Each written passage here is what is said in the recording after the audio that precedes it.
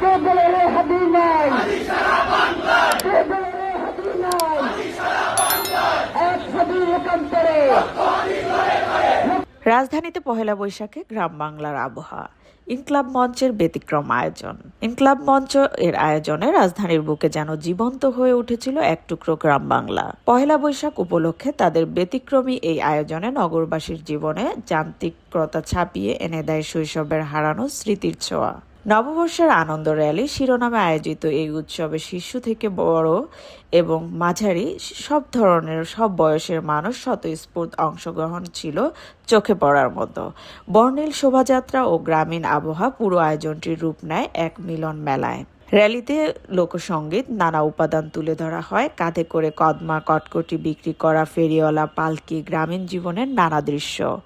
সব মিলিয়ে অংশগ্রহণকারীরা যেন ফিরে পায় এক সোনালী অতীত। এ সময় কিছু অংশগ্রহণকারী স্লোগানের মাধ্যমে বিভিন্ন সামাজিক ইস্যু তুলে ধরেন, যার মধ্যে একটি হাদি হত্যার বিচারের দাবি। আয়োজনে অংশগ্রহণকারীদের জন্য মুড়ি মুরগি সহ বিভিন্ন দেশীয় খাবারের ব্যবস্থা করা হয়, যা উৎসবের আনন্দকে আরো বাড়িয়ে তোলে। সব মিলিয়ে পহেলা বৈশাখের এই ব্যতিক্রম আয়োজন রাজধানীবাসীর কাছে এক অন্যরকম অভিজ্ঞতা এনে দেয়।